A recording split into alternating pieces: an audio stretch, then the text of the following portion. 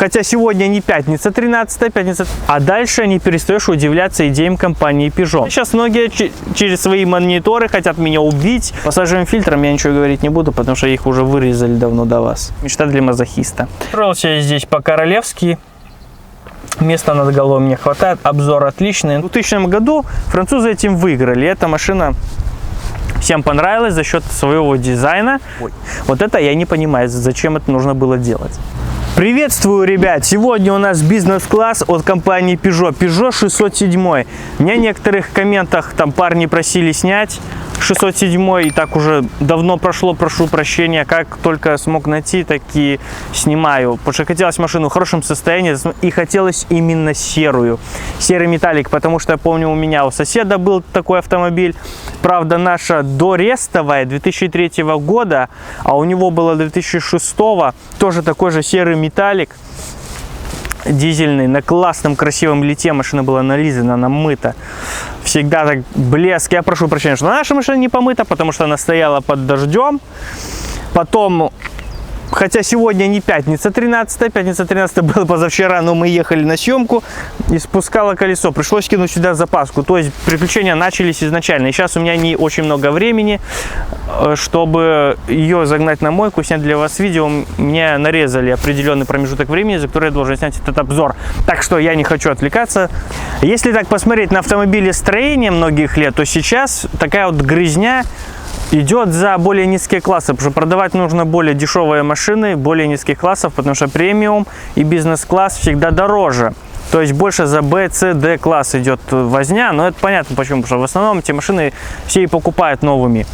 Но в то время вот Peugeot в F-классе премиум, далеко не у всех есть экземпляры, но за E-класс, за бизнес-класс многие решили все равно бороться и грызть до последнего. Вот, к примеру, Opel Omega, который у нас был рестайловый, в 2003 году уступил свою позицию. Но это отличный БХ-заменитель, как я назвал то видео.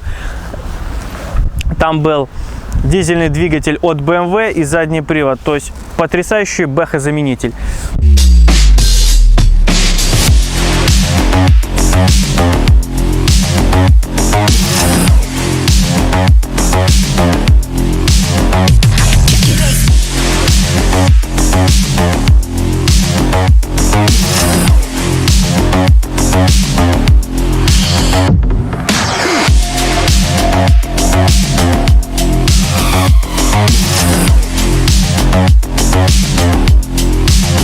В 1999 году автомобиль был представлен, в 2000 пошел в массовое производство, в 2004 был рестайл, а в 2008 году вслед за Opel и Peugeot покинула E-класс.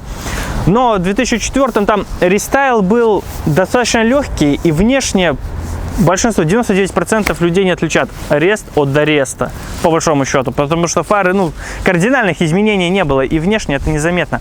Но логическое объяснение тому, что с 2003 года, о двигателях потом, но заранее скажу, с 2003 года вот многие двигатели поступили в производство, в линейку стали устанавливаться вот новой. И логично то, что с 2004 года уже официальный арест, уже с новым двигателем вы автомобиль можете себе купить. То есть рестовый автомобиль с новым двигателем, уже который начал устанавливаться с 2003 года. То есть в этом логика ясна и простая. И, соответственно, машины были дороже, с более новыми моторами. Но насчет дизайна. В 1999 году ее представили, она понравилась всем, и она зашла. Вот у нас тоже, мне самой эта машина понравилась, хотя на французов никогда внимания не обращал. Если взять французов, мне нравится 607 на первом месте. 508 тоже вот хорошо они сейчас нарисовали этот. 407 нравился, но все равно 607 мне нравится больше по внешности. И дизайнеры угадали в тот момент, потому что да, нужно было уже уходить от топорности, и тем самым аэродинамический коэффициент, это не просто красивое словосочетание, это реально плюс. Аэродинамический коэффициент здесь увеличен. За счет этих плавных четких линий ушли от рубленности, топорности к вот этим плавным, четким, изящным линиям. И в сравнении с 605-м Peugeot здесь как будто там 15 лет в годах производства и в дизайне, потому что 605 не смотрится никак. Вот по мне он не смотрится никак просто. Эта машина просто идеал. И вот за счет дизайна, за счет внешнего вида эта машина и зашла. Французы вот выиграли в тот момент переломно, 99-2000 год. Это Opel Omega, если так пройтись по конкурентам, вышел Рест, получается. По-нормальному, вот последний Омега, это рестайл, ну, Омеги Б. Омега С, это Рест Омеги Б. Формы все одинаковые, она такая же прямоугольная, да, четкая, ничего плохого не хочу сказать, она смотрится, но это та же самая машина, просто вот фары другие, ну, внешность чуть изменили, а так, по большому счету, и вот дизайн, ну, по салону, интерьер, все осталось прежним. Если взять немцев, 210-й Mercedes вышел в 95 году, а разрабатывался он раньше. BMW 39-ка пятера, она вышла в 96 году, но разрабатывалась также раньше. И, ну, в Ресте практически тоже никаких изменений не было. Audi A6 C5, она вышла в 97 году, но также раньше разрабатывалась. Но в итоге получаем то, что вот те машины уже в дизайне устарели, и они уже смотрелись более старо в сравнении с новыми изящными линиями, так скажем. Да, сейчас фанаты будут, я в том числе фанат Вага, но это нужно признать, что все равно здесь у современных идей было заложено больше. Все равно машина свежая по году производства. Да, уже были на чертежах и 211, и E60, и Audi A6 C6 уже было на чертеже, но они вышли только 2002, 2003, 2004 года, соответственно, все эти автомобили. То есть в 2000 году французы этим выиграли. Эта машина всем понравилась за счет своего дизайна. Она и начала делать кассу своей компании. И еще одна примечательная черта этого автомобиля, то что вот в отличие от всех, от Opel, вот VAG, Mercedes, BMW, здесь никогда не было кузова универсал. Вот этот бизнес-класс, реально вот без универсала. У всех был универсал, здесь принципиально универсала не было у французов. А дальше не перестаешь удивляться идеям компании Peugeot, потому что привод был только передний на тех автомобилях. Но это не является недостатком, потому что если взять Audi A6, она тоже переднеприводная. И это многих не смущает, наоборот, многие наоборот любят передний привод, и я в том числе. Мне больше либо передний, либо полный. Ну, полный мне ни к чему он не нужен. Суть в другом, то что автомобиль бизнес-класс. У него спереди Макферсон, а сзади многорычажка. То есть, проводя параллель с современными автомобилями, это ходовая D-класса. То есть, то же самое у меня стоит на большинством. Спереди Макферсон, сзади многорычажка. С этой точки зрения это тоже очень хорошо, потому что эта ходовая все же подешевле, если бы спереди была многорычажка. Учитывая, что это уже бэушные автомобили, вам больше нужно платить за обслуживание, потому что Макферсон поменять это не рычаги перетряхнуть. Это, конечно же, дешевле. Это еще один плюс хороший, но здесь прикол в другом. В 2004 году вышел Peugeot 407.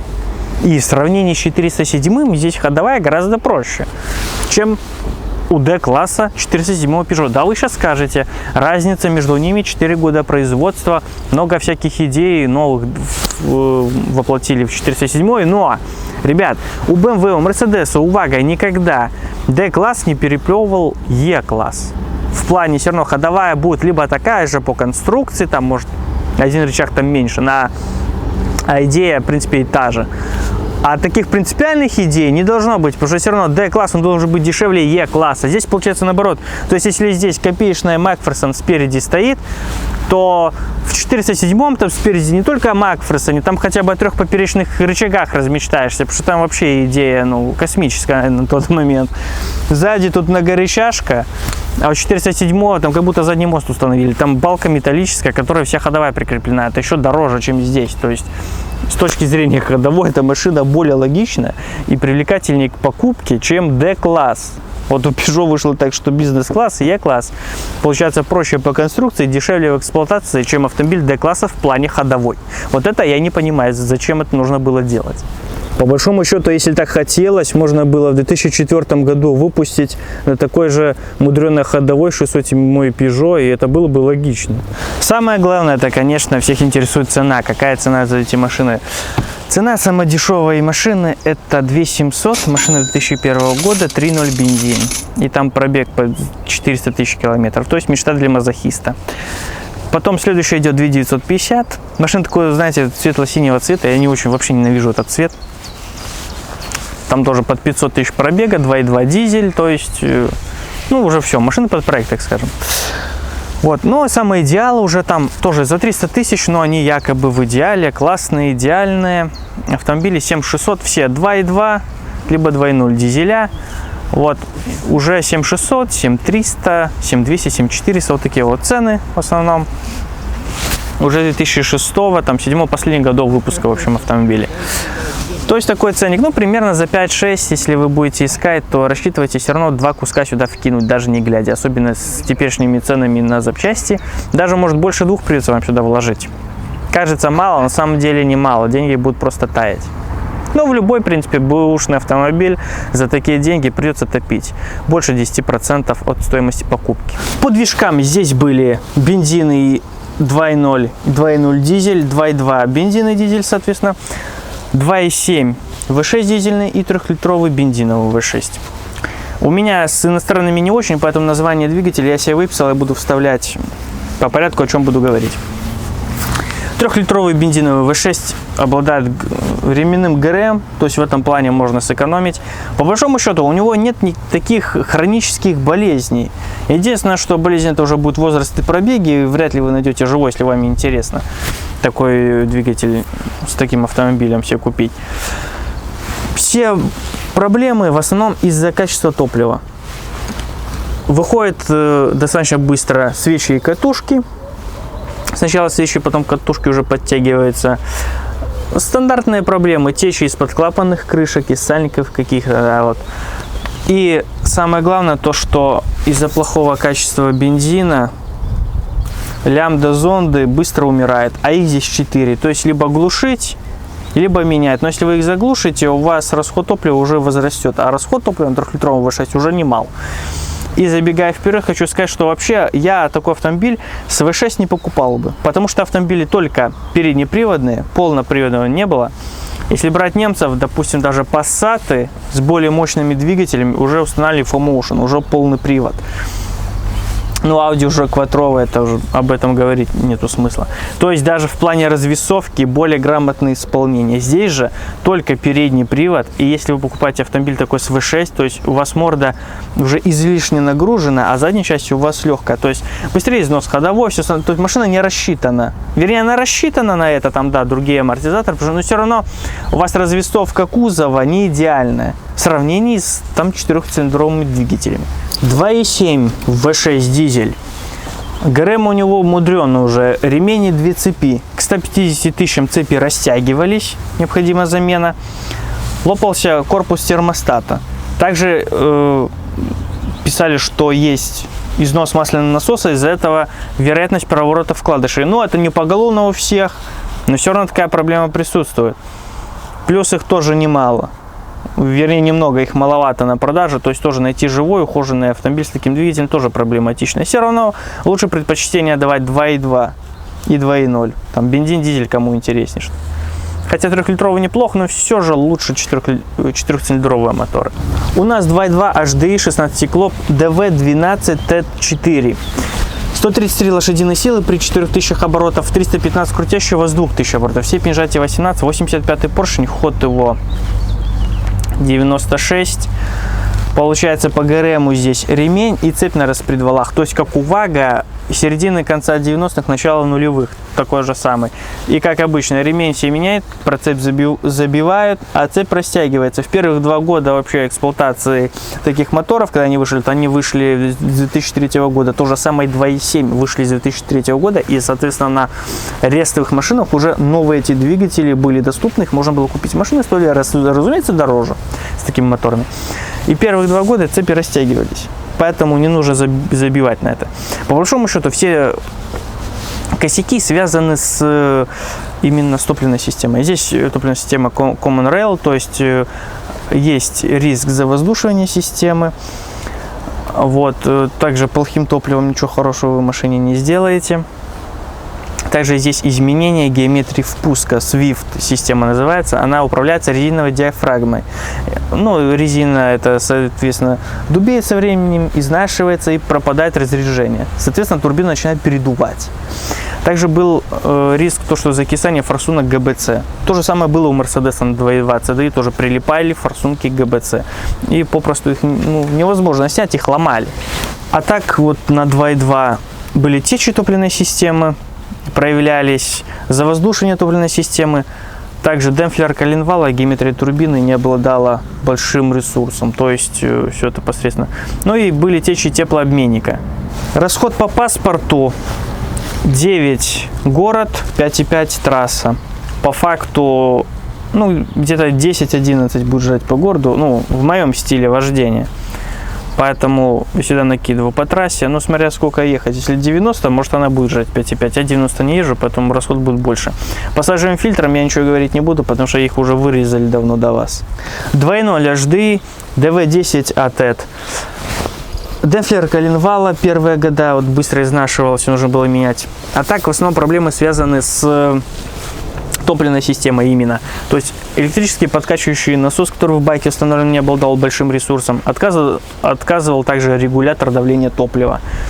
А так, в любом случае, вот, ГРМ нужно менять, где-то какой-то сальник, опоры двигателя, это на любом двигателе опоры нужно будет поменять. 2.2 бензин EV12 G4. ГРМ ременной, но то, что все боятся, 2 балансировочных вала установлено. Течи масла из-под клапанной крышки и сальников. Ну, глюки и электрики. Ну, электрика может заглючить на любом двигателе, но здесь вот именно эта проблема выделена особенно. 50 тысячам может застучать фазорегулятор, к 100 тысячам гидрики могут уже застучать. То есть, опять же, качественное масло и чаще его менять. Но, опять же, как обслуживали машину до вас, тоже проблема неизвестна. Вот. Угар масла, в принципе, нет такого критичного момента, что прям угар масла, этого нету. Ну, расход масла какой-то, конечно же, будет, но не критичный, не смертельный. Но, опять же, все зависит от пробега и от состояния двигателя в целом. 2.0 бензин. Кстати, если я что-то забуду, посмотрите еще обзор и на 407, если вам интересно по двигателям, посмотрите на 407, потому что я там про двигатель очень много рассказывал. Если что-то забыл и не сказал, там можете увидеть. 2.0 бензин. EV10 G4. Расход масла, течи масла, износ подушек, отказ от зажигания, загрязнение дросселя. В принципе, дроссель может везде загрязниться. Угар масла с пробегом, опять же, тоже, естественно, исход событий. Течи также, все равно износ клапанной крышки, сальник какой-то будет сочиться, износ подушек тоже. То есть, все стандартные проблемы бензинового атмосферника, ничего более. По коробке у нас 4-ступенчатый автомат, и это чувствуется, потому что все равно так долговато он переключается со ступени на ступень, потому что я привык уже к более современной, либо механика, либо DSG, современные 8-ступенчатые автоматы. Но вот это сразу чувствуется заметно. Но не скажешь, что он прям тупой и плохой. Пинков, рывков, кстати, нету, и толчков таких ударных тоже нету. Ну, потому что автомобиль очень долго в одних руках находится, поэтому он обслужен. Но по мне лучше, если вы покупаете с рук, неизвестно у кого, то лучше все же брать с механикой. Да, есть риск, попадало все равно на сцепление.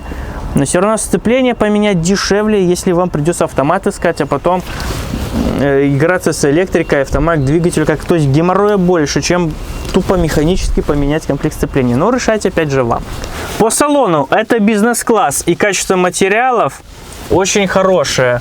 Все мягкий пластик, все приятно на ощупь. Сам дизайн, опять же, отличный. Мне он очень нравится. Он не выглядит уже позавчерашним стилем. Вот этого нету, привет, из 90-х и тому подобных вещей. Да, видно, что он не современный. В машине не 5 лет или около этого, но он не так уже ушел в историю. Не так олдскульно это все выглядит. И, конечно, пластик, отделка по дереву добавляет более богатого, элегантного внешнего вида, а сам особенно радует хром. Все равно он царапается, стирается со временем, но, учитывая пробеги и возраст автомобиля, это все очень хорошо. Почему? Потому что, ну, не для сравнения, конечно, но вот Джили снимал, там 30 тысяч километров пробега, и уже все, уже начнет сейчас стираться, потому что уже пара косок, царапин уже начинает потиху, видно, что уже начинает сейчас слезать. Вот. Поэтому насчет скрипа, где-то скрип вы услышите. Ну, как обычно, это скрипит подлокотник в первую очередь. Ну, ниша такая достаточно глубокая, он двойной. Вот.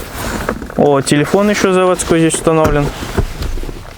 Поэтому, Ну, первым делом, да, подлокотник, где-то может какая дверная карта, по-любому, если лазили уже по салону, снимали дверные карты, пару клипс по-любому уже не будет, и где-то скрип вы услышите, что-то будет в любом случае.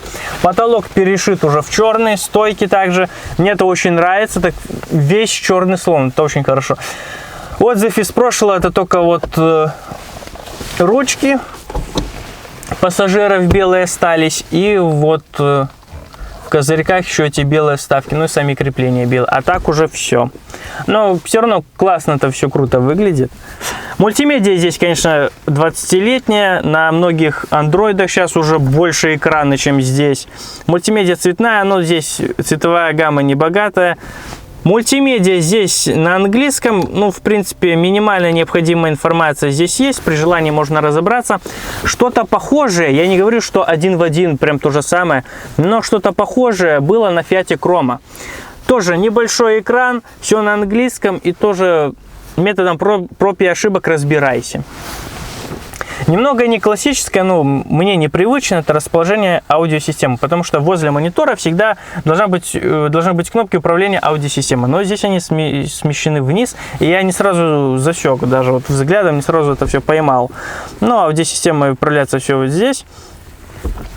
Типичное управление климат-контроля, то есть направление потока воздуха, включение кондиционера, герметизация салона, направление потоков, прибавление интенсивности обдувов, температура. То есть все по классике, все как обычно. Самое главное, логично. Это бизнес-класс, и преимущество бизнес-класса в том, что все регулировки электронные. Все можно подогнать под себя по приборке. Здесь немного, опять же, не классическое расположение. То есть 10, 30, 50, я привык уже 20, 40, 60, ну как обычно. Вот. Но все это ерунда, можно привыкнуть. Устроился я здесь по-королевски. Места над головой мне хватает, обзор отличный. То есть в этом плане автомобиль, ну, бизнес-класс, все равно французы молодцы в том плане, то, что у них и по комплектациям, они даже, бывает, немцев обгоняют, ну, не даже в минимальных комплектациях, они недостаточно бедные. Вот на этом они выезжают и выезжают достаточно успешно. Здесь мягкие велюровые сиденья, здесь, да, сидуха, что не говори, но очень мягкая, но есть какая-то боковая поддержка. Были, конечно, и кожаные сиденья, но если уже кожа, то по мне нужны уже вентиляция, обогрев сидений, что может и не быть в комплектации, поэтому, ну, я больше все равно велюру люблю. Отсутствие кожи мне вообще никакой негативной роли не играет, я не сторонник кожи.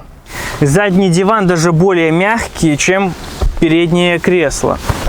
Ну, разумеется, подлокотник с двумя подстаканниками, есть люк для перевозки дальномерных вещей. Все это четко. Прикуриватель, правда, пепельница, нету управления потоками воздуха и интенсивностью обдува. Но место над головой еще есть, и головой я не упираюсь, в принципе, развалиться здесь тоже можно идеально. И самое главное, то что вот подлокотник неприлично мягкий, даже я бы так сказал. Потому что если часто им пользоваться, его можно и прогнуть. Хотя уже с учетом времени он нормально сохранился. Вот. И самое главное, то что я не сказал, когда говорил про дизайн, про все эти трюки с дизайном, за которых автомобиль выехал, это то, что по кузову, вот я не видел их полностью гнилыми, ржавыми. Да, где-то, может, машина бордюр поймала. Где-то был какой-то удар. Тогда, да, уже порог, это все начинает гнить и выгнивать полностью. Но 39-ок я видел, ну, их больше по количеству, разумеется, да, но все равно. Я их больше вижу коричневыми, а 6 я тоже видел. Ну, про Мерседеса я молчу. Мерседес, если прислушаться, можно услышать, как он гниет. Но вот 607 Peugeot я не видел вообще, в принципе, полностью коричневыми такими же. То есть по состоянию кузова. А самое главное, в принципе, в машине, на мой взгляд, я всегда эту идею несу, это кузов. Либо за ним нужно хорошо ухаживать и бережно хранить, либо нужно покупать автомобиль уже с изначально хорошим кузовом, или, выбирая конкурентов, покупать наиболее коррозиоустойчивые автомобили, где кузов наиболее коррозиоустойчив. Вот. И в этой номинации эта машина, можно сказать, да, на первом месте. Потому что если брать уже премиальный сегмент, там А8, потому что она алюминиевая, а все остальное, и здесь машина вот этим выиграет. Они меньше, полностью коричневые ездят по городу. Багажник я открывать не буду, потому что там много всяких вещей, я не хочу уже мешать. Он по размерам как бизнес-класс. Там может чуть меньше или чуть больше в литрах, я не запоминал. Габариты у него, посадочное место может чуть меньше, чем в 39-ке, но он достаточно длинный и широкий. И самое главное, эта фишка, я помню, никогда не мог понять, где находится кнопка открытия багажника. Ну, конечно, тоже интересная идея в свое время. Но что ходом? Вот как сказал владелец, говорит, у него было BMW 34-ка, 2-литровый бензин. Говорит, мне это больше нравится после BMW. Это такой Mercedes, только французский. И с этим выражением, в принципе, я согласен. Я уже на ней проехался, я уже начинаю понимать, скажем так, философию машины. Я ее прочувствовал, уже какие-то выводы уже могу сделать. Ну, конечно же, автомат здесь чувствуется, что из тех времен 20-летней давности, чуть больше, да, потому что, ну, это не DSG, не 8-ступенчатый автомат, который был на D4 аудюхе, там незаметное переключение, там идешь по инерции. Здесь чувствуется, что вот этот долговатый набор, ну, для меня долговато, для кого-то идеально быстро, все хорошо. Долговато набирает, переключение такое не быстро тоже, но это чувствуется. Но это не до такой степени уже, да, не так долго. В принципе, ну, переключение нормальное, достойное, на тот момент достойное. С современными автомобилями не сравнить, но это бизнес-класс, и это чувствуется, потому что вон полоседан, да? Какие, вон в такси полоседан гоняет, какие на него мягкие пружины, амортизаторы не поставь, все равно эта машина будет комфортнее, потому что физику не обыграешь, ребят, физику не обыграешь.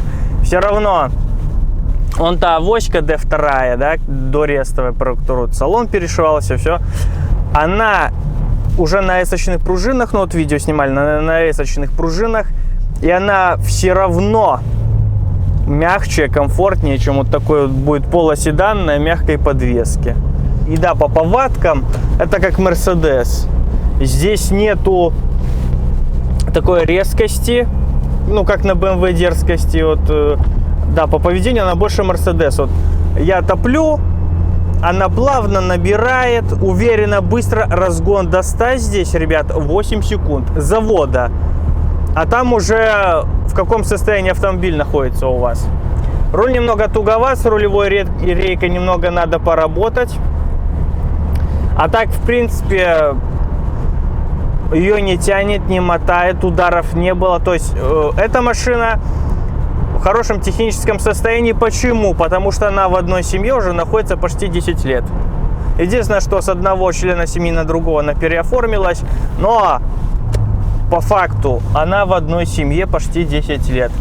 И для бэушных машин это уже огромный плюс, огромная гарантия того, что автомобиль более-менее живой и не ушатанный. Потому что когда вот эти машины все ходят по рукам, вот это уже проблема. Потому что живого чего-то найти уже невозможно. А тем более, учитывая все нюансы по двигателям, то, ну, конечно, стремновато. Ну вот, переключилась, это чувствуется, что она переключилась, но не так это было долго и нудно. Все равно потянула, переключилась, поехала дальше. Ну, я это замечаю, но кому-то это будет пофигу, но мне заметно. Я люблю, как уже на DSG автоматы, либо механика, либо уже DSG, 8-ступенчатый автомат такой, где уже просто по щелчку ты не замечаешь. По нашему испытательному полигону, конечно, шум не такой большой, как от многих машин, конечно, с Ford'ом Fiesta сравнивать не стоит. Но здесь и шины еще староватые, им тоже около 4 лет. Тут шины уже задубели от старости, и от них шум идет в салон. Так вот это меня радует. Все равно дизайн очень хороший, он не позавчерашний. Видно, что автомобиль там, ну, не 3-5 лет выпуска, но нету этого там привета из 90-х, уже такой олдскульного стиля здесь нет. Смотрится он еще очень актуально и красиво.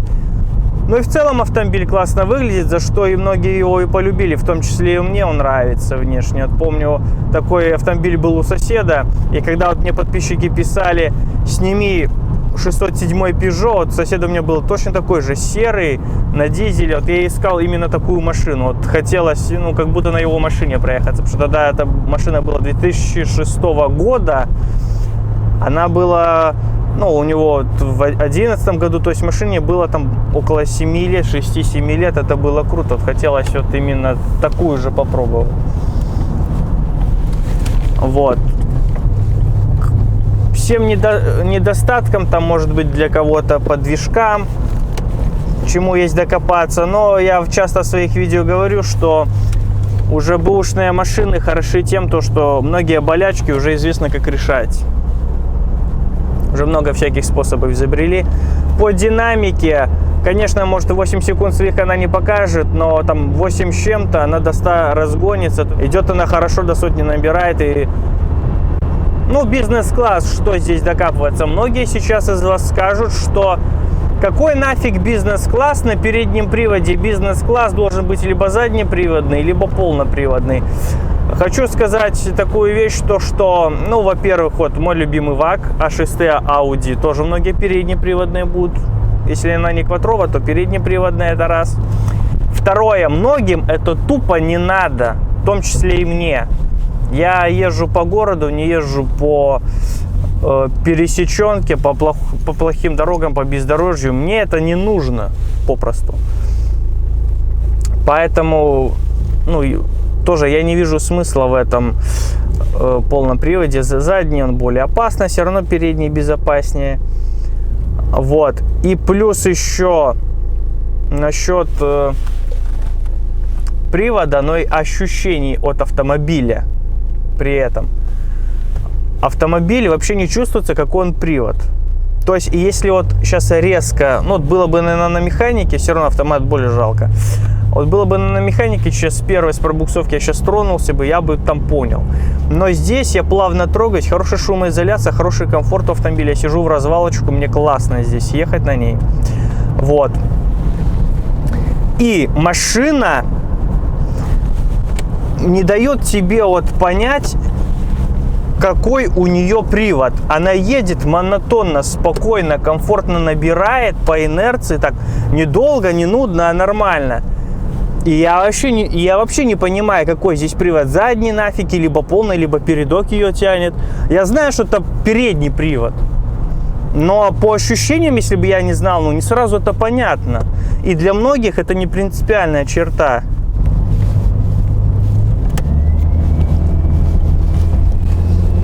Все равно летать на ней так приятно, она нормально идет, вот, хорошая у нее динамика для многих даже в сравнении с современными автомобилями.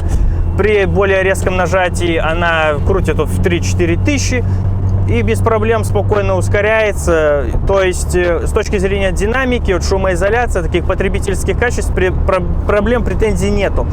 По обслуживанию вот, за счет ходовой, как я уже сказал, она соответственно будет дешевле, чем вот, ну, BMW, Audi, там, бизнес-класса, ну, пятерки, либо А6. Вот. За счет нюансов двигателей, ну, нюансы у двигателей, в принципе, уже все зависит от конкретного состояния автомобиля. Тут уже нельзя судить, где больше, где меньше проблем. Все уже зависит от состояния. Фанатскую машину мало кто будет покупать, потому что она не по рыночным ценам будет продаваться. Это тоже нужно учитывать, ребят. Потому что, к примеру, та же Е39 в идеальном состоянии, ну вот Е60, который я снимал, там до 20 тысяч долларов вложено, даже больше 20. Кто Е60 будет покупать за такие деньги? Все уже давно будет смотреть на F10, это понятно. Вот, то же самое и здесь. По средней рыночной стоимости все будут смотреть такую машину, если будут себе покупать. А там уже лотерея. Вот здесь руль туговат, нужно в рулевую рейку полезть. Купите вы другой автомобиль, там может быть уже проблемы с турбиной, ну с чем-то другим. Все равно придется вам деньги вложить, если хотите себе такой автомобиль. Но среди Peugeot, этот Peugeot на первом месте, который мне нравится. 508 все равно на втором. Этот мне как-то больше все равно нравится. А финальная черта такая. То, что если вы сами ремонтируете свой автомобиль, даже если вы что-то делаете сами, то, что можете, куда-то вы боитесь залезть и обращайтесь к более знающим людям, спецам. Если у вас есть хорошие, надежные друзья, помощники, знакомые СТОшники, которые вам реально пытаются помочь, а не развести вас на деньги, то такую машину можно себе взять, она все равно обладает комфортом. Что ни говори, какой возраст у нее не будет, 20, 30 лет, там, 10 лет, все равно физические параметры от этого не изменяются. Она все равно остается в своих прежних габаритах, своей хорошей колесной базой, который добавляет комфорта. И все равно эта машина, как я уже сказал, когда ехал, любого пола седана, даже любого гольфа, она будет комфортнее. Потому что четвертый гольф, как не делал, как я сказал на Audi A8, которую снимал, все равно А8 на жестких пружинах, в любом случае на жестких амортизаторах, заниженная авоська, одним словом, она все равно комфортнее самого комфортного гольфа. В любом случае за счет своих физических параметров. И этот трюк работает также и здесь. И она ведет себя реально действительно как Мерседес, нету такой резкости, жесткости, она плавно едет, как баржа, так, ну, мерседесовские нотки, да, очень сильно напоминают Мерседес. Да, сейчас многие через свои мониторы хотят меня убить, разорвать, но когда мы говорим о Мерседесах, особенно 20-летней давности, то отличий здесь минимум. И эта машина в финансовом плане, в плане затрат на обслуживание, доведение до ума, она будет в более выигрышном положении, ребят, что не говори. Спасибо большое за внимание, ставьте лайки, делайте репосты, смотрите предыдущие видео по Peugeot 407. Все ссылки на мои соцсети, ТикТоки, Телеграм, Инстаграм, все в описании. Увидимся в следующем видео. Счастливо!